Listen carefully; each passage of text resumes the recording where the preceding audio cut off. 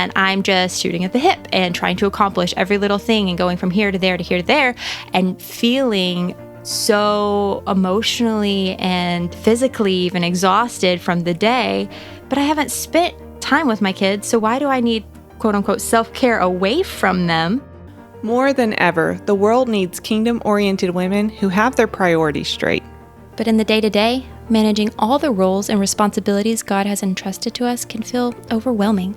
It's easy to think there simply isn't enough time for everything we need to do. This podcast tackles that challenge head on because we know that God has promised to give us everything we need for life and godliness, and that includes enough time. I'm Shelby. And I'm McCauley. We designed our planning method to support the growing movement of Christians taking radical personal responsibility over every area of their lives. The Evergreen Planning Method takes the prep work you need to do to achieve your most life-giving goals and streamlines it into a simple 15-minute planning session each day. We're here to teach you that method, so grab a cup of coffee and let's talk.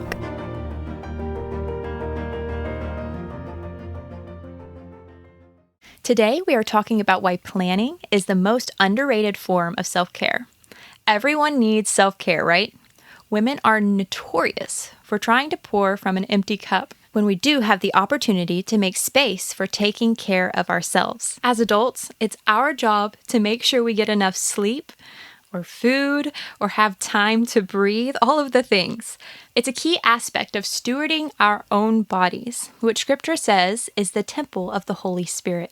And ultimately, taking time to take care of ourselves really does equip us to love and serve others more effectively, and it's fulfilling the second greatest commandment and reflecting Christ's love to the world. So we want to talk about how we can use our planners to actually do self-care better, and why we really do believe, and I mean, McCauley and I really do believe that planning is the most underrated form of self-care. It's really funny. We started talking about this several months ago, maybe well over a year ago now. It's probably been longer than that. It's been years because we actually have a podcast episode in one of our first season that talks a little bit about this idea of, giving your family what's left of you rather than the best of you. Yes. Because you aren't taking time to really get oriented around what matters most in your day-to-day life. Yeah, and taking time to think and prepare yourself, and we just really need that space and that downtime for the sake of our brains.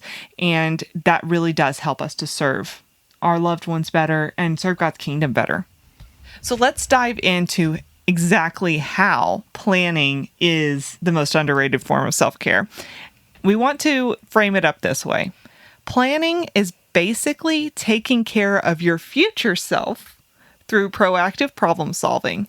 And this act of proactive problem solving for the sake of your future self, it really does so much to reduce stress and anxiety in your life. The key word here is proactive.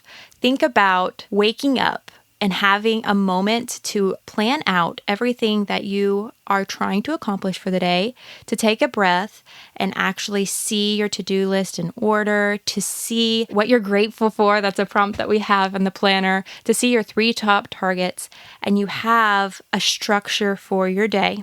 So you're being very proactive about what it is that you're expecting out of the day versus waking up, flying by the seat of your pants and trying to do all of the different things, and the stress starts to overwhelm you and everything starts to escalate because you aren't actually proactively being able to see what it is that you're needing to spend your time and emotional energy on. Absolutely. I mean, it's so funny because it feels like every time I do neglect to use my planner on a busy day, I just jump right in, and I kind of have that niggling feeling of, I really should sit down with my planner, but let me just get this thing done first.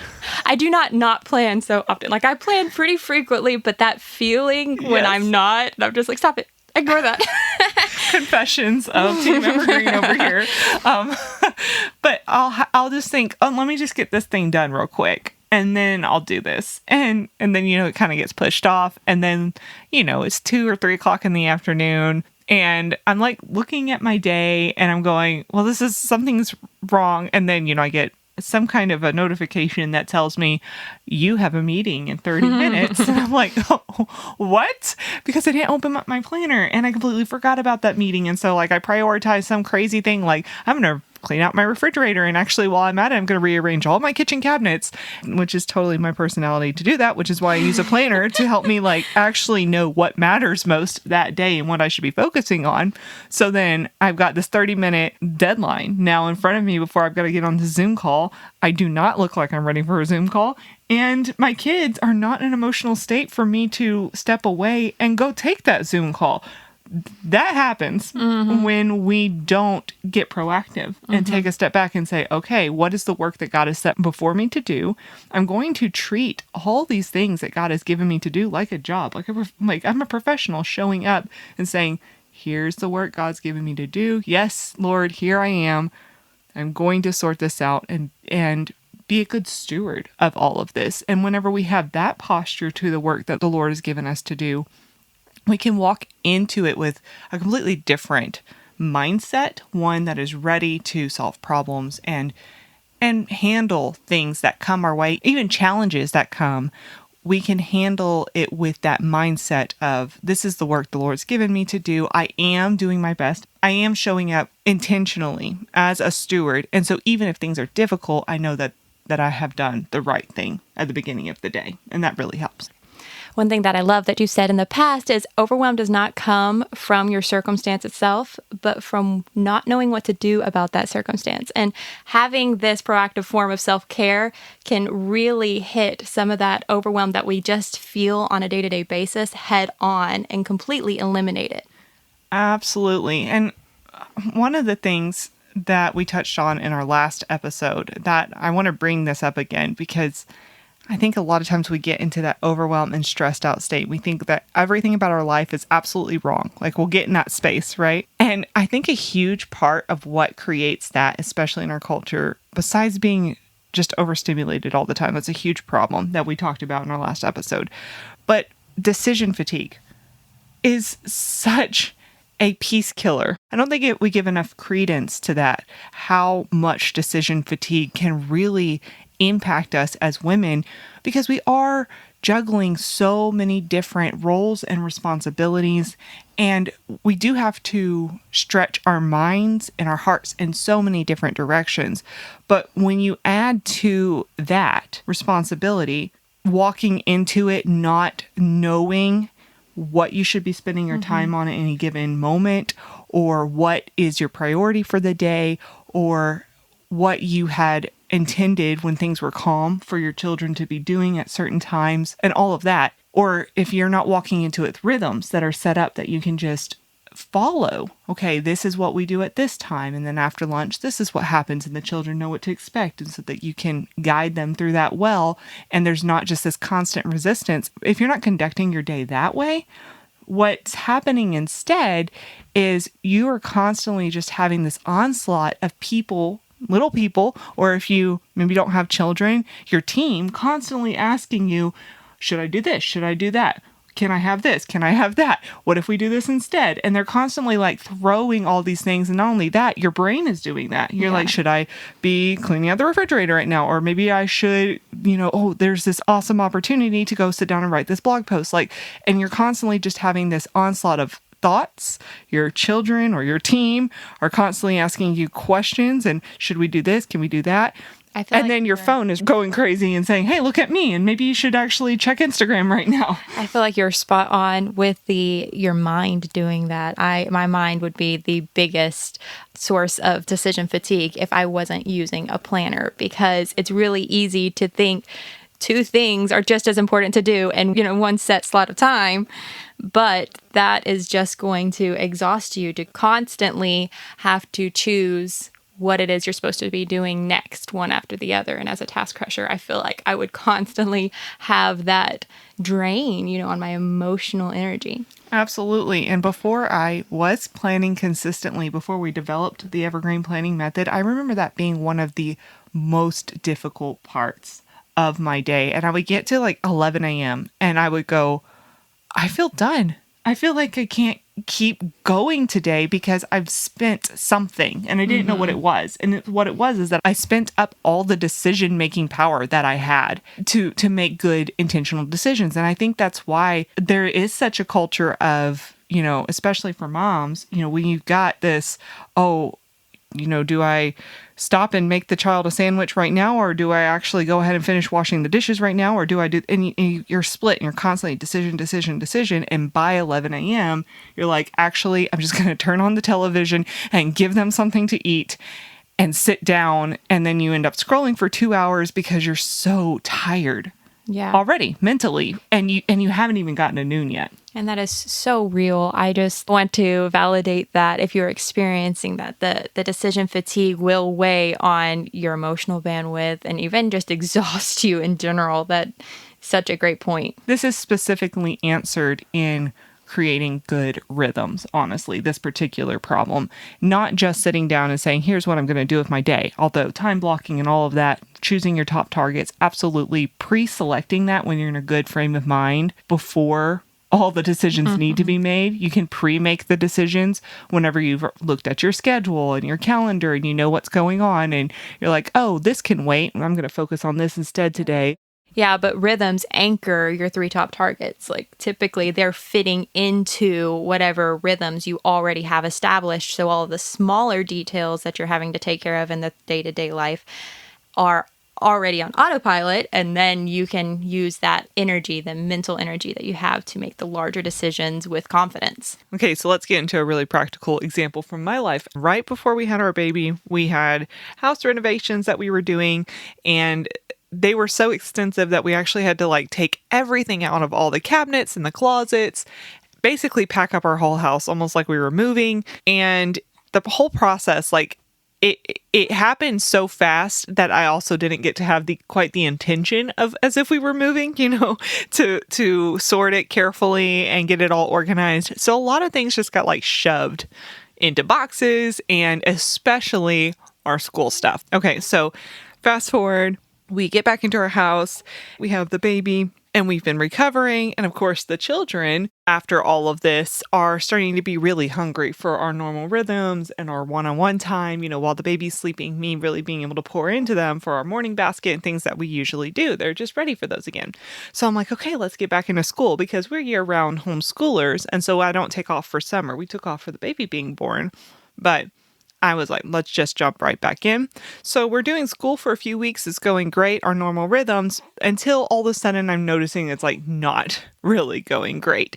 And it was just that slow slide into overwhelm. Every time that we would get into school, it just got harder and harder and harder because we didn't have access to school supplies. And I'd find myself spending the best part of the time that we had for lessons digging through closets trying to find our school supplies. And then, by the time I come out, the children are completely disengaged from homeschool lessons and they've woken up the baby. And I've got what used to be this rhythm that everything fit neatly into. I come off of my work block and have gotten things done. Baby's asleep.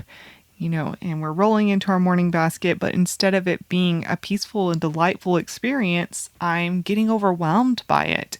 And when I sat down with my planner to troubleshoot what was going on, because I've trained myself to stop and ask myself, what is my biggest pain point right now? Which is something that we teach and how we teach people how to set goals and figure out what's going on in their life and figure out what they need to change next in setting their next right step goals for their season. So I asked myself, what is my biggest pain point right now? And I realized, we haven't finished that project of unpacking all of our school stuff and getting it on shelves where I can access it quickly during our lessons. Oh, that's simple, right? And so just that right there, even just the realization from sitting down with my planner, even though I hadn't solved the problem yet, was a great relief and really helped me to de-stress as a busy entrepreneur and homeschool mom, feeling okay, actually my life is not unsustainable. In this moment, what I'm experiencing is just a pain point to solve. And it's actually a pretty simple pain point, which is, unload all our school supplies and get it all organized again. Yeah, because sometimes your self care might be maybe you need to go take a long bubble bath, or maybe you need to organize the craft closet, the school closet, so that you are able to jump straight into school a lot easier without all of the stress of, finding where these supplies actually are. And one of the biggest goals of self-care is mental clarity. It's that peace that you get with the mental clarity around your day and everything that you're trying to accomplish. And a lot of times, a good indicator of whether you are in the place where I just need a good bubble bath or a good long walk by myself, or if you are in the place of I need to problem solve, is if you're experiencing the same stressors at the same time every day or at the same time every week. If you're always late to ballet, maybe the problem isn't ballet. Maybe the problem isn't every time it's time to go out the door to valet, oh my goodness, I just don't have enough time to think. Maybe it's something about the morning before you walk out the door that could be changed. And you really don't know what your options are until you sit down with a planner, get all the raging thoughts out of your mind onto paper, look at your calendar and say, okay, what's actually happening, right? Time block your morning before ballet and say what actually happens step by step. Write down what happens, what you did, and then say, oh, I'm seeing the sticking point right here. If I just made breakfast the night before, then I have more time to do my makeup, which means I have a little bit more time for there to be margin before we need to get in the car or something like that. You can figure out what your sticking point is. I love that point so much. And this is one of the key points that we teach when building rhythms as a whole, is to really evaluate how your days are moving so that you can find the consistencies, the things that are working, the things that are not working, and you're able to have that data in front of you. By planning, writing down even what you've done the day before and being able to look through all of these things, you can build rock solid rhythms for yourself, and they last well, and then your whole family feels super supported over that. And I liked the mention of margin that you just said, because it's really amazing watching these rhythms play out in your day-to-day life and seeing all of this margin appear, because you're no longer feeling so scattered that you're just rushing here and there and getting the kids to feel that, rush energy and they're trying to get all their things done. Instead, all of you know what to expect, what to do at what time of the day. And then you're able to see these pockets of time that you can use in wonderful ways. And this is something that Shelby and I were talking about. We absolutely love being able to have this margin to pour into the relationships in our home. Maybe your husband comes home for lunch and typically you're running around, you give him a quick kiss and then you have to get back to the next thing. This is kind of something that I have been doing recently, but I've been trying, because I know I have margin in my day, to funnel it all into an energy here. At this lunch break, the kids can go do whatever they want, but I can connect with my husband, sit down and eat some lunch with him, or just have some conversation. Maybe I eat at a different time. But it's just really important to figure out these times of the day that you can connect with the loved ones around you. Maybe you have margin between homeschooling after you've cleaned up before your work block. This is something that I've had recently. And you can actually sit down and do art with your kiddos rather than just occupying them with an art project, which there's nothing wrong with that. Them doing art while you're getting some stuff done, that's great.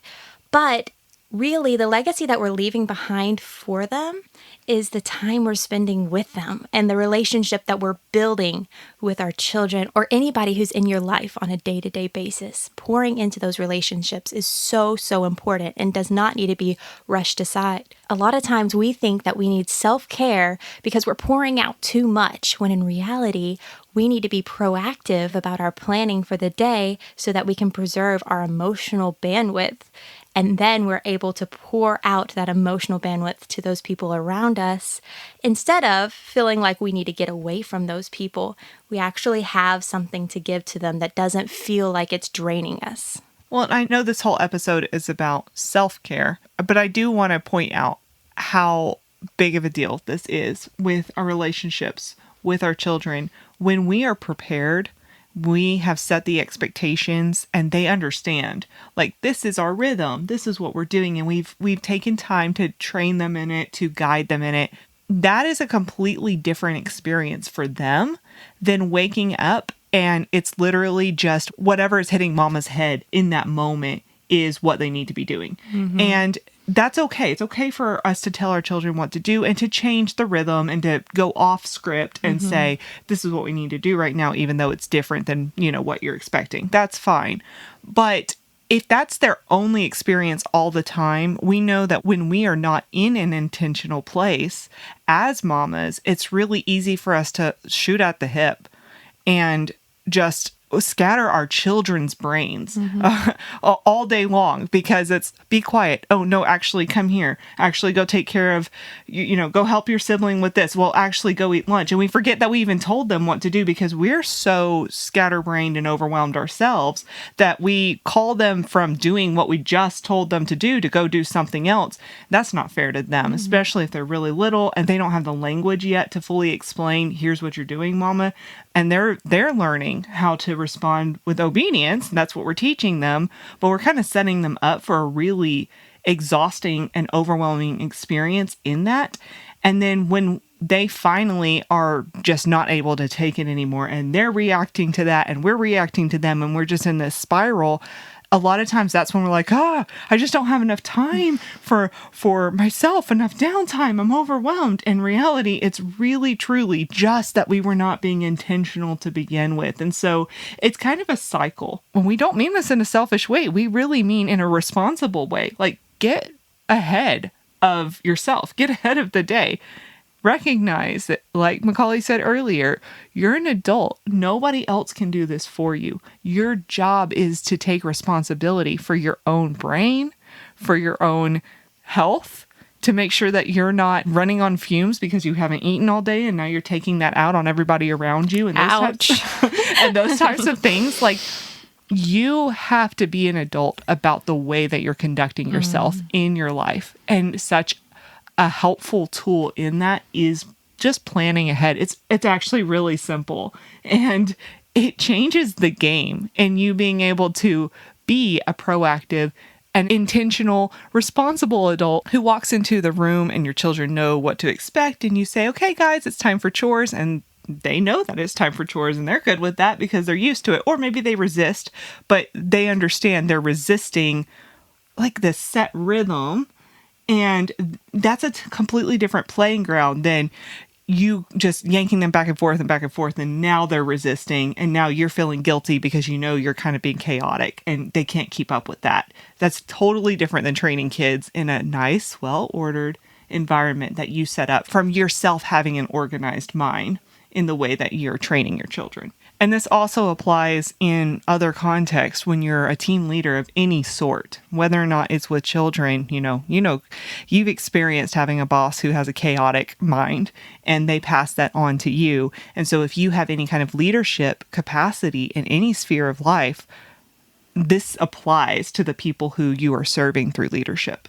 Yeah, and I thought in another sense, this one's something more similar to how I would react if I didn't have a good plan for my day, if I didn't actually know what things need to be accomplished, I didn't have rhythms or anything like that, I kind of recluse. And so I tend to get the kids occupied. They're doing something else. They're in their room and I'm just shooting at the hip and trying to accomplish every little thing and going from here to there to here to there and feeling so emotionally and physically even exhausted from the day, but I haven't spent time with my kids. So why do I need quote unquote self-care away from them when I haven't had that one-on-one time with them? They're not actually the ones bringing the conflict, bringing the hardship to the situation. So why do I feel so drained? And I really think this goes straight into not being proactive, and having that plan for myself. So not having that proactive form of self-care, knowing exactly where and when I need to do all the things that I need to do, and then being able to invite the kids to do those things with me. I don't know about you, but I tend to be that mama that does the thing and doesn't say, yeah, come wash the dishes with me. Yes, help me fold the bread or anything like that. So I have to practice, I have to exercise that saying yes to the kids when they ask to help me in the kitchen, when they ask to help me on any project that I'm doing. So if I haven't given myself the time to really get focused on what needs to happen and when it needs to happen, I am so apt to say no often and have them doing something else so I can just get it done. And I find if I've given myself the time to plan accordingly, I can even invite them into the workspace and they can help me fill orders. And then I can take turns from what child is helping with what activity. And that really helps the kids connect with you while you're doing the jobs that you need to do. And then you're hitting two birds with one stone. You're connecting with the kiddos on a very intimate level without having to specifically write in your time blocker, do this activity with your child. It just flows very naturally. I think that part of where that drained feeling of weariness and I just can't keep going like this. Something's really wrong. I need to take a break from everything and figure out what's going on inside of me. That feeling a lot of times can just come from us not living out the vision that we do have for life. And what we really do believe we are called to cultivate, the kind of home culture we're called to cultivate, the kind of marriage we are called to cultivate, all these different things that the Lord has brought into our life. And we know, hey, God has given this beautiful gift to me and I want to embrace it. And I want to worship the Lord through the way that I show up in this particular role or relationship or responsibility that He's given me. When we are quiet before the Lord and we have that intentional downtime, we can see what we want our life to be like. And a lot of times those thoughts will come to us. And if we're never taking that downtime intentionally getting ahead of things, a lot of times those thoughts come when we finally have a break mentally and we're trying to fall asleep. Our brains just go and go and go. And we go, man, life is not looking the way it should. Like, it's not beautiful and delightful. And there isn't this abundant living that the scripture talks about you having as a child of the Lord, just in peace and joy, at least in the fruits of the Spirit. That's not in my life right now. So what's going on here? My relationships are suffering and all these different things.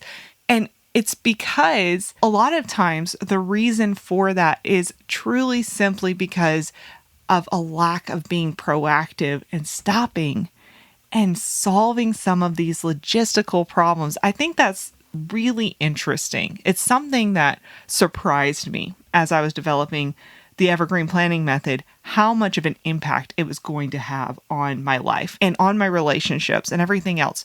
Because I thought this is just about time management and productivity and, planning. Like, that's just logistics. It's just practical. It's just about, ordering my time right so that I'm not wasting it. So I'm getting things done and I'm meeting deadlines. And it seemed boring, honestly, to me, but just a responsibility I had to figure out.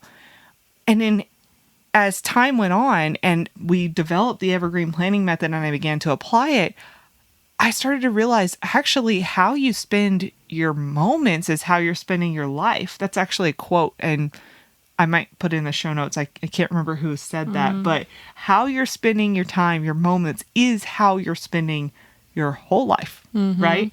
And so when you are finally having that quiet moment and you're evaluating everything and it doesn't look and feel right at all, and we're not talking about extreme situations, we're just talking about things where you're like, nothing big is wrong, but nothing is right either in what's going on. A lot of times it's just that you're not taking that quiet downtime to get ahead of the day and say, okay, this is what I'm called to do to help cultivate my day to look like this, to help create a week that looks like this, to help move my family in this direction, to help get to this goal that my husband and I keep talking about.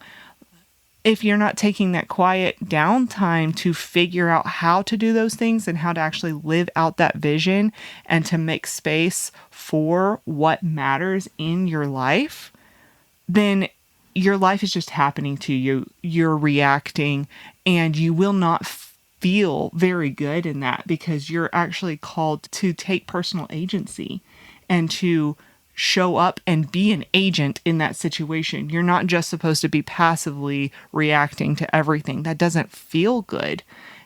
And so really just addressing that one problem and taking your responsibility seriously, you feel so much better. Part 2 of our conversation on how planning is the most underrated form of self-care is coming up next. And in part 2, we really dive deep into the Christian approach to self-care. My favorite part of that discussion is really where we get into the bit about Paul and Silas, but you're going to just have to listen to it for yourself. Thank you so much for being here, for listening to the Make Space to Thrive podcast. If this episode or any of our shows have resonated with you, please consider leaving us a rating and review. It really helps us to get the message out there that God has given us enough time for everything He is calling us to do. And we really want to reach more women with that life-giving message so that they are motivated and confident to lean into the life-giving work that God is calling them to. Thank you so much for being here, for all of your support, and for helping us to grow this movement.